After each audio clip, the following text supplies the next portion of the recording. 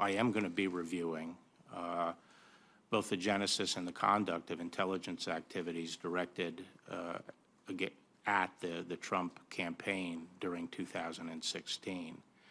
A lot of this has already been investigated, and a substantial portion of it has been investigated and is being investigated by the Office of Inspector General at the Department.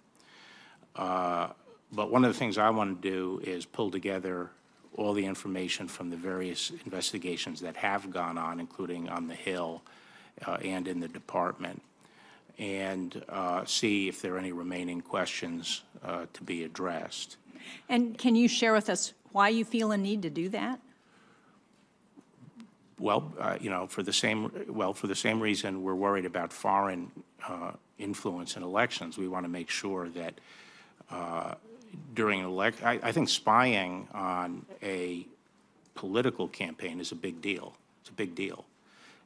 Generation I grew up in, which was the Vietnam War period, people were all concerned about spying on anti-war people and so forth by the government.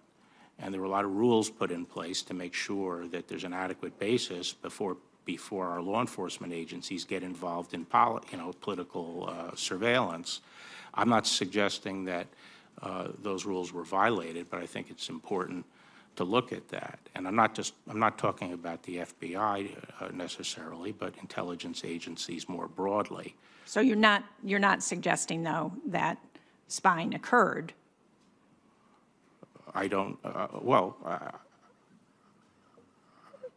guess you could, I think spying did occur. Yes, I think spying did occur. Well, let me... But the question is whether it was adequately predicated. And I'm not suggesting it wasn't adequately predicated, but I'd need to explore that. I think it's my obligation.